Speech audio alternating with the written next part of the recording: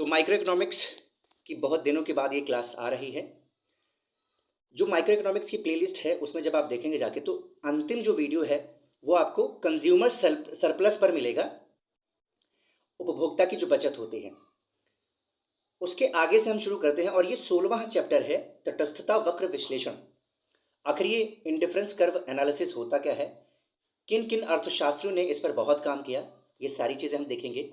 मतलब ब्रीफ में थोड़ी सी हिस्ट्री देखेंगे और साथ ही साथ हिग्स का जो इसमें प्रदर्शन रहा, बहुत अच्छा काम किया उन्होंने, वो देखेंगे, परिभाषा देखेंगे और कुछ आज हम मान्यताएं देखेंगे तटस्थता वक्र की। क्योंकि आप जानते हैं अर्थशास्त्र में कोई भी जब टॉपिक पढ़ा जाता है उसमें लगभग सब में मान्यता होती है। ठीक है, आइए हम शुरू करते हैं। सबसे पहले देखिए तटस्थता वक्र विश्लेषण की शुरुआत कहाँ से हुई। अभी हम मीनिंग समझा देंगे, पहले ये समझ लीजिए। 1881 की बात है जब एजवर्थ नाम के एक अर्थशास्त्री ने तटस्थता वक्र विश्लेषण पर बहुत काम किया। अगर हम इसको उदासीनता वक्र बोले तब भी आप समझ जाइएगा, ये वही होता है। ठीक है, तो उसने बहुत ज़्यादा काम किया। फिर बात आती है 1906 की, जब एक इटालियन अर्थशास्त्री हुए जिनका नाम था पैरेटो। पैरेटो ने बहुत काम किया तटस्थता वक्र विश्लेषण पर, इंडिफरेंस कर्व एनालिसिस पर। ये पहले अर्थशास्त्री थे जिन्होंने आपको बताया, जिन्होंने सबको बताया कि ये जो उपयोगिता है ये एक मनः दशा होती है, मानसिक, ये मनोवैज्ञानिक तत्व होता है, इसको संख्या में व्यक्त नहीं कर सकते हैं। ठीक है, और एक और अच्छी बात बताई कि ये हर समय बदलता रहता है, हर व्यक्ति के लिए अलग होता है, एक व्यक्ति के लिए भी अलग अलग सिचुएशन पे अलग अलग होता है। इसके बावजूद भी आपको मालूम होगा प्रोफेसर मार्शल में उन्होंने इसको संख्याओं में व्यक्त करने के लिए बहुत यूज किया। ठीक है, और इनको संख्या में व्यक्त करके बताया भी। ठीक है, हालांकि वो बहुत अच्छी प्रोसेस भी है, मैं आपको बताऊं वो जरूरी भी है। आम जनता अर्थशास्त्र को समझ नहीं पाता है, बहुत मुश्किल सब्जेक्ट होता है उनके लिए। और नॉर्मली जो स्टूडेंट्स होते हैं उनके लिए भी बिजनेस स्टडीज को समझ पाना आसान होता है, इवन साइंस को कभी कभी उसके टर्म्स को समझ पाना आसान होता है, लेकिन इकोनॉमिक्स के बहुत सारे ऐसे टर्म्स होते हैं जिनको समझ पाना बहुत मुश्किल होता है। तो उन्होंने बहुत काम किया और उसके बाद पैरेटो ने बताया कि एक ये मनोवैज्ञानिक तत्व होता है, इसको हम संख्याओं में व्यक्त नहीं कर सकते हैं। इसके बावजूद भी हमने आपको बताया कि मार्शल ने उसको संख्याओं में व्यक्त किया और बताया कि हम उपयोगिता को माप सकते हैं द्रव्य मतलब मनी या मुद्रा के माध्यम से। उसके बाद बात आती है 1915 की, जब एक रूसी अर्थशास्त्री हुए स्लूटस्की। उन्होंने रूसी भाषा में ही ये इंडिफरेंस कर्व एनालिसिस को प्रस्तुत किया। लेकिन आप जानते हैं 1915 का जो समय था वो विश्व युद्ध का था। इस वजह से हुआ क्या, उथल पुथल बहुत मची हुई थी और सब भूल गए। इसके दो कारण थे, पहला विश्व युद्ध हुआ था इस कारण से, और ये रूसी भाषा में था। आप जानते हैं जब कोई लोकल लैंग्वेज में कोई चीज़ होती है, बढ़ावा सरकार चाहे जितना देना उसका इतना महत्व रह नहीं जाता। मैं आपको सच बताऊं, ऐसा ही है। ठीक है, हम आपको बताना चाहते हैं कैट एक टेस्ट होता है, कॉमन एडमिशन टेस्ट। ठीक है, आप हिंदी हिंदी मार कर रहे हैं, हिंदी हिंदी हिंदी। ठीक है, नौकरियां इंग्लिश के बेसिस पे आज मिल रही हैं। किसी की हिम्मत हो जो हिंदी मीडियम से पढ़ के जा रहा हो, पास करके दिखा दे कैट का एग्जाम। बड़े बड़े आईआईटीज में अगर आप एडमिशन चाहते थे, अंग्रेजी नहीं आएगी, आधे ऐसे ही पीछे हो जाएंगे, आप पास ही नहीं हो पाएंगे। तो ये सारी चीज़ें हैं, ये जो अंदर वाली भाव आती है ना हिंदी के प्रति, वो अच्छी बात है, लेकिन साथ साथ में लोग कैसे मैनिपुलेट कर रहे हैं इसको समझना भी सीखो आप लोग। मैं बार बार कहता हूँ अर्थशास्त्र एक ऐसा सब्जेक्ट है, अगर आपने ठीक से पढ़ लिया तो आप लॉजिकल बन जाएंगे, रैशनल यानी विवेकशील बन जाएंगे। अब हम अपने टॉपिक पे आते हैं। तो 1939 का समय आता है, फिर प्रोफेसर हिग्स की एक पुस्तक है वैल्यू एंड कैपिटल। ठीक है, उसमें इन्होंने एकदम विस्तार से तटस्थता वक्र विश्लेषण, इंडिफरेंस कर्व एनालिसिस प्रस्तुत किया। कभी मुझे समय मिलेगा तो इस पर भी वीडियो बनाएंगे। जो बुक्स आती है ना उनका एनालिसिस करा करेंगे, उनके जो समरी है वो आपके सामने प्रस्तुत किया करेंगे। ठीक है, तो प्रोफेसर हिग्स ने क्या किया, सीमांत उपयोगिता जो होता है, मार्जिनल यूटिलिटी, उसकी जगह पे उन्होंने कहा नहीं नहीं ये कॉन्सेप्ट गलत है, इसके स्थान पर रेट ऑफ सब्स्टिट्यूशन आना चाहिए। और उसके बाद उन्होंने स्थानापन्न दर या जिसको प्रतिस्थापन दर भी कहते हैं, इसको स्थापित किया। एक बात ध्यान देने वाली है, इसको आप शाब्दिक अंतर मत समझ लेना कि बस सीमांत की जगह, सीमांत उपयोगिता की जगह उन्होंने स्थानापन्न या प्रतिस्थापन दर का यूज कर लिया। नहीं, ये कॉन्सेप्चुअल भी बहुत अलग है, सैद्धांतिक रूप से बहुत ज्यादा अलग है इसकी। अब देखिए प्रतिस्थापन दर होता क्या है, समझिए बात को। एक वस्तु मान लीजिए ये 5, ये कोई है ऑरेंज है, इसकी 5 यूनिट्स आप कंज्यूम कर रहे हो, और यहां पर सेब है, सेब के मान लेते हैं लेट से 3 यूनिट्स कंज्यूम कर रहे हो, तो 3 सेब खाते हो, 5 और क्या खाते हो, ऑरेंज खाते हो। अब आपने क्या किया, अगली बार से आपने इसमें कटौती कर दिया, इसमें कटौती कर दिया, और इसको आप खा रहे हैं 2, और इसमें बढ़ोतरी कर दिया क्योंकि इससे थोड़ी सी कम मिल रही थी उपयोगिता, तो इसको 4 कर दिया। तो आपने क्या किया, यहां देखिए 5 से छोड़ दिया, मतलब 3 वस्तुएं, 3 जो ऑरेंज थे उसको छोड़ दिया है, 3 संतरों को छोड़ दिया है, और यहां पर एक आपने बढ़ा दिया है। तो ये देखिए प्रतिस्थापन हो रहा है, इसके बदले में ये घट गया, इसके बदले में वो बढ़ गया, ठीक है। इसी को प्रतिस्थापन दर यानी रेट ऑफ सब्स्टिट्यूशन कहते हैं। अब हम एक इमेज आपको दिखाते हैं जिससे आपको बिल्कुल क्लियर हो जाएगा। यहां पर देखिए ये कैसे हो रहा है, ये रहा तटस्थता वक्र तालिका। अब देखो यहां पर संयोग है, यहां पर संयोग का बहुत महत्व दिया जाता है। अभी हम ये सारी चीजें समझेंगे, प्रोफेसर हिग्स ने जो इसके बारे में कहा, ठीक है। इस स्लाइड में पहले आपको दिखा देते हैं, वरना आप पहले भाग जाएंगे यहां से। यहां पर दिखा देते हैं इस स्लाइड में, जो हम सारी चीजें अभी समझेंगे किस पर ये महत्व रखता है। लेकिन सबसे पहले जो प्रतिस्थापन की दर है, रेट ऑफ सब्स्टिट्यूशन, इसको आसानी से समझ लो तो एकदम मजा आ जाएगा। यहां पर आपको संयोग दिए गए हैं, संयोग वगैरह क्या होते हैं, हिग्स ने इसके बारे में क्या बताया है, हम अगली स्लाइड में अभी चर्चा करेंगे। पहले ये प्रतिस्थापन दर समझ लो, पहली बार भी देख रहे हो ना इस प्रतिस्थापन दर को, तो आप समझ जाओगे आराम से। संयोग देखिए, पहला संयोग, दूसरा है, फिर तीसरा है, फिर चौथा है। अब पहले संयोग में आप x वस्तु की 1 मात्रा का यूज करते हैं और y वस्तु की 6 मात्रा का यूज करते हैं। पहले संयोग को आपने पहला स्थान दिया है इसलिए क्योंकि आपको सबसे ज्यादा इससे फायदा मिल रहा होगा, तभी तो पहले स्थान पर इसको रखा है। इसी तरह आपने दूसरे संयोग को दूसरे स्थान पर रखा है, क्यों, क्योंकि इससे आपको ज्यादा फायदा मिल रहा है। अब हम प्रतिस्थापन दर समझते हैं। पहले संयोग पर आपने क्या किया, x वस्तु की 1 मात्रा कंज्यूम किया, यूज किया, और y वस्तु की 6 मात्रा किया। तो अभी कोई भी प्रतिस्थापन दर हुआ नहीं, कुछ भी रेट ऑफ सब्स्टिट्यूशन नहीं हुआ। अगली बार में देखिए, अब रेट ऑफ सब्स्टिट्यूशन शुरू होगा। दूसरे संयोग में आपने क्या किया, x वस्तु की मात्रा आप 1 यूज कर रहे थे, अब दूसरे संयोग में आपने 1 बढ़ा करके 2 यूज कर लिया। अगले y वस्तु की जो मात्रा है, पहले 6 यूज कर रहे थे, क्योंकि आपने x की बढ़ाया तो y की आपको घटाना होगा, और आपने उसको घटा करके 3 कर दिया। तो अब रेट ऑफ सब्स्टिट्यूशन क्या हुआ, तो x वस्तु की मात्रा पहले 1 यूज कर रहे थे, अब आप 2 कर रहे हैं, यानी 1 आपने बढ़ा दिया है। और इसी तरह y वस्तु की मात्रा में पहले 6 यूज कर रहे थे, अब आपने 3 किया, तो कितना घटा दिया है, 3 घटा दिया है। यहीं पर देखिए लिखा है x इक्वल टू 3।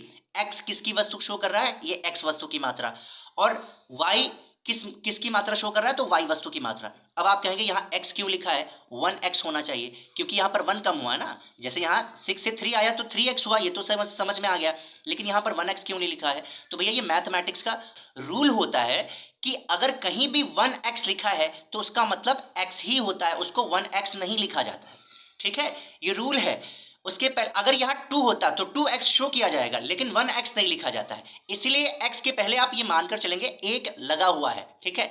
ये रूल ठीक वैसे ही है जैसे 1 के पहले प्लस होता है या किसी भी नंबर के पहले प्लस होता है, ये हम मानकर चलते हैं, लेकिन लिखते कैसे हैं 1, जब माइनस होगा तो माइनस को शो करना पड़ता है। अब अगली बार में देखिए तीसरा क्या कह रहा है, आपने x वस्तु की मात्रा और बढ़ा दिया, और x वस्तु की मात्रा कितनी बढ़ा दिया आपने, 1 से 2 कर दिया, तो 1 फिर से आपने बढ़ाया, और यहां 3 से देखिए 3 जगह आप 2 कर दिया, यानी आपने 1 और माइनस कर दिया। तो यहां पर क्या हो जाएगा, x इक्वल टू 1 y हो जाएगा, क्योंकि y की मात्रा को आपने 1 त्याग दिया है और x की मात्रा को 1 आपने बढ़ा दिया है। यहीं पर देखिए लिखा है x इक्वल टू 1। अब अगली बार देखिए क्या होता है, लास्ट वाले संयोग में आपने क्या किया, 1 और x की मात्रा बढ़ा दिया, कंज्यूम कर रहे हैं, लेकिन y वस्तु की जो मात्रा है 2 से आधा कम कर दिया, तो क्या हो जाएगा, x इक्वल टू 0.5y। ये आपने यानी 1 के बदले में आपने आधा त्याग दिया है, यही ये कह रहा है। इसका मतलब ये जितने भी संयोग हैं इनमें हर जगह आपको सेम उपयोगिता मिल रही है, ठीक है। कोई भी आप संयोग ले लीजिए आपको सेम उपयोगिता मिलेगी, यही ये कह रहा है। और आप समझ लीजिए अर्थशास्त्र के क्षेत्र में हिग्स ने ये सब प्रदर्शित करके ना इतिहास रख दिया, बड़े अच्छी चीजें उन्होंने बताई। अब हम देखते हैं इसका परिचय।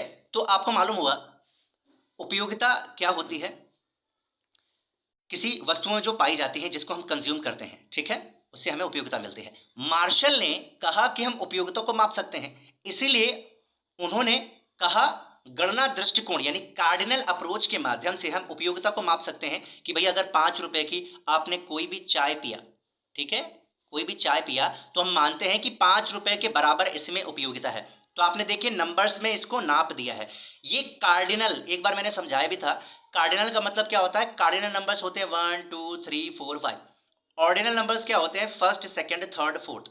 मार्शल ने यूज किया था कार्डिनल अप्रोच को, ठीक है, और ऑर्डिनल अप्रोच का यूज हिग्स ने किया और बहुत सारे अर्थशास्त्रियों ने किया।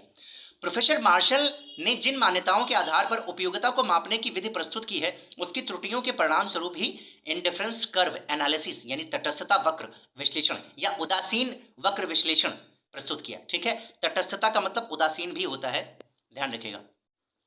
अब इसमें फायदा क्या है? इसमें अगर मांग का नियम आपको बनाना है ना, तो उपयोगिता को मापने की जरूरत ही नहीं है। इसमें वस्तु संयोग को बहुत ज्यादा महत्व दिया जाता है। अभी जो हमने आपको दिखाया था, पहला संयोग, दूसरा संयोग, ठीक है। इसमें यह जानने की आवश्यकता नहीं है कि वस्तु विशेष में कितनी उपयोगिता मिल रही है, आपको ये जानने की आवश्यकता ही नहीं है, आप ऐसे ही एनालिसिस कर सकते हैं। और उसके बाद आता है, इसमें केवल प्राथमिकता क्रम यानी स्केल ऑफ प्रेफरेंस को ही ध्यान में दिया जाता है। फर्स्ट, है ना, सेकेंड, ऐसे करके आप चलते हैं, सेकेंड, थर्ड और फोर्थ, ऐसे करके आप चलते हैं ना, वही चीज ये दिखा रहा है, यही चीज बता रहा है। अतः तटस्थता वक्र विश्लेषण में उपभोक्ता उस संयोग को ऊंचा क्रम देता है या पहले पसंद करता है जो उसके लिए अधिक महत्व का होता है, और जो कम महत्व का होता है उस संयोग को वह नीचा क्रम प्रदान करता है। परिभाषा क्या है, इसको ध्यान से देखिएगा। समान अनुराग दिखाने वाली वक्र रेखाएं तटस्थ वक्र कहलाती हैं, क्योंकि वे वस्तुओं के संयोगों को व्यक्त करती हैं जो एक दूसरे से ना तो अच्छे होते हैं और ना ही बुरे होते हैं। कोई भी आप सिलेक्ट कर लो, ठीक है। अब उदासीनता वक्र विश्लेषण के कुछ एजम्पशंस हैं, मान्यताएं हैं। आप जानते हैं अर्थशास्त्र में मान्यताएं और क्रिटिसिज्म ये खत्म नहीं होता। सबसे पहली मान्यता ये है, हम ये मानकर चलते हैं कि विवेकपूर्ण उपभोक्ता है, जो कंज्यूमर है वो रैशनल है, वो जानता है किस वस्तु में उपयोगिता ज्यादा है, किस में कम है, हमारे लिए कौन सी जो वस्तु है वो बहुत ही महत्वपूर्ण है और कौन सी वस्तु जो है वो महत्वपूर्ण नहीं है, उसको अलग हटा के रख देता है। दूसरी जो मान्यता है वो है विभाजित एवं समरूप वस्तुएं, डिविजिबल एवं होमोजीनियस गुड्स। वो मानकर चलता है कि जो वस्तुएं हैं उनको हम छोटे छोटे पार्ट्स में डिवाइड कर सकते हैं। ऐसा नहीं कि पूरा एकदम बहुत बड़ा सा है, बस उसको खा लिया, कंज्यूम कर लिया, ये सब हो गया, ऐसा नहीं। उसको छोटे छोटे पार्ट्स में डिवाइड कर सकते हैं। जैसे सेब हो गया, ठीक है, एक छोटे छोटे पार्ट्स होते हैं, उनको आप इससे पता चलता है कि 2 यूनिट्स खाई हैं, 3 खाई हैं, 4 खाई हैं, ठीक है, वो डिविजिबल है। अगला है बाजार का ज्ञान, नॉलेज ऑफ मार्केट। बाजार का ज्ञान होना बहुत जरूरी है। बाजार का ज्ञान नहीं होगा तो ये उदासीनता या तटस्थता वक्र विश्लेषण आपके लिए काम नहीं करेगा। अगला है संयोगों के महत्व की जानकारी आपके पास होना चाहिए। अभी आपने देखा था संयोगों के महत्व की जानकारी। तृप्ति यानी पूर्ण तृप्ति का अभाव। मनुष्य कभी भी तृप्त नहीं होता है किसी भी चीज से, चाहे वो वेल्थ उसके पास आ जाए, संपत्ति आ जाए, या चाहता है यार कार हो जाए, भाई बहुत बड़ी सी कार हो जाए, तृप्ति नहीं होती। वो जैसे ही आवश्यकता पूरी होती है दूसरी जन्म ले लेती है। हमने एक वीडियो में आपको समझाया था। तो तृप्ति नहीं होती। जो कई सारे लोग आपको मोटिवेट करते रहते हैं ना, मोटिवेटर तो आपको पैसा कमाने के लिए बताते हैं, जो और भी कुछ टाइप के होते हैं वो आपको ये समझाते हैं, अरे सब मोह माया है, ये सब वो सब, वो अपना गाड़ियों से घूम रहे हैं, वो नई नई गाड़ियों से, आप समझ पा रहे हैं, यानी उनकी भी तृप्ति अभी तृप्त नहीं हुई है और दूसरे को समझा रहे हैं। तो ये गलत भी नहीं है, लेकिन एक बात समझ लीजिए, मनुष्य तृप्त नहीं होता है लगभग किसी भी चीज से। अगर कुछ चीजें हम छोड़ दे तो, मतलब अन्य बातें अगर समान रहें तो। अगला है सकर्मकता, ट्रांसिटिविटी। ये बहुत अच्छा कॉन्सेप्ट है, ये समझिए। ये कहता है, मान लीजिए आपके पास, हम यहां पर बना के दिखा देते हैं, मान लीजिए आपको ए एक वस्तु है जिससे आपको अधिक उपयोगिता मिल रही है, बी जो वस्तु है वो ए से भी अधिक उपयोगिता आपको दे रही है, और सी जो है वो बी से भी अधिक उपयोगिता दे रही है। तो ध्यान से समझिए, ए से आपको कम मिल रही है, बी से उससे ज्यादा मिल रही है, सी को आपको उससे ज्यादा मिल रही है, तो निश्चित रूप से जो सी से उपयोगिता मिल रही है वो ए से ज्यादा ही होगी। यही है सकर्मकता। ये जो यहां पर पॉइंट बोला गया है ना, सकर्मकता, यही ये बता रहा है। बस सकर्मकता, ट्रांसिटिविटी यही होता है, ठीक है, कि भैया ए वस्तु में 5 उपयोगिता मिल रही है, बी में 6 मिल रही है, सी में सी में 7 मिल रही है, तो भैया सी निश्चित ही रूप से ए से अधिक होगा।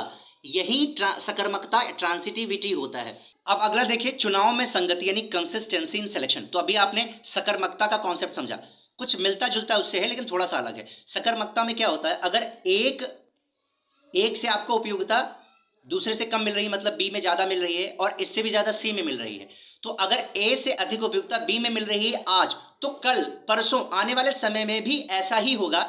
यही होता है चुनाव में संगति यानी कंसिस्टेंसी इन सिलेक्शन। अगला है घटती सीमांत प्रतिस्थापन दर, diminishing marginal rate of substitution, MRS बोलते हैं। ये क्या है, तो भैया आपको जो मैंने यहां पर समझाया यही है। तो यहां पर देखो घट रहा है, ऊपर से नीचे की तरफ देखिए 3 हुआ, फिर 1 हुआ, फिर 0.5 हुआ, ऐसे घटता जा रहा है। यही एमआरएस होता है, रेट ऑफ सब्स्टिट्यूशन मैंने आपको बता दिया, एमआरएस भी आपको बता दिया। तो ये चीजें हो गई, ये पहली वीडियो थी। अगली वीडियो में हम कुछ और देखेंगे।